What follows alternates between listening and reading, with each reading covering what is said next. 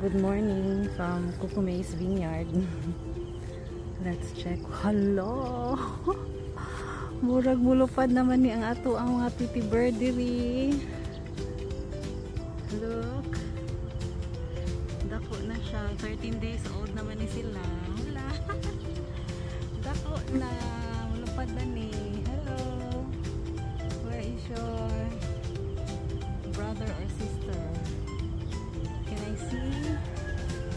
On the other side.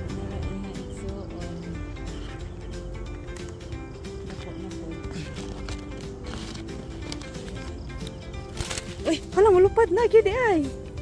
Kabalo na siya mulupad. You know how to fly na? Oh my God. You know how to fly. Pero dili pa kaya siya kalupad. Mapaakan siya ko. Ibo ron. Patay jud ka. Kao na to. Hindi pa kaya hindi ka ba lumulupad. Sorry to disturb. Kasi makaunan kag iro. Let's return to your nest. Sorry. Ay. Gawin na siya mulupad. Damay. This is 13 days old. Oh, dali pa siya dakpon. Eh, papiang ka. Don't fly. Kaya ibalik na kasi mo.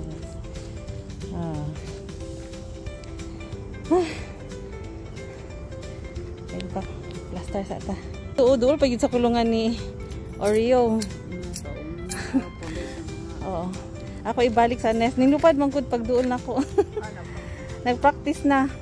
Fledgling na ni. Kani ang kinamagulangan nga titi bird na ako na-observe. So, around mga 13 days old na ni siya.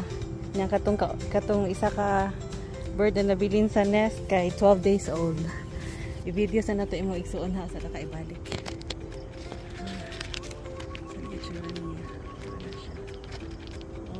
Lupad na pud ni Soon imo igsuon.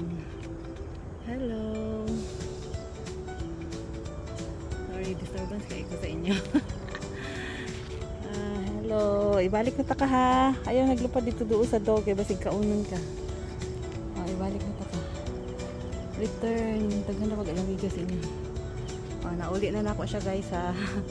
Ayaw ko niya ibalik. Ibalik yung kuan. Basig ma. Ibalik na yung piang ka. Wala ka na piang uy. Hinay-hinay dito kagawid. Sige din at disturb one ha. Okay. The other one. Let's see. Kani dire parera nag-edad dito sa tower ng mga birds. 9 days old. Pahalagagmay pa. Let's see. Gusto diba kani i-video diri nga bird kay taas habog. There you are. Good morning. Happy 9 days old sa inyong duha.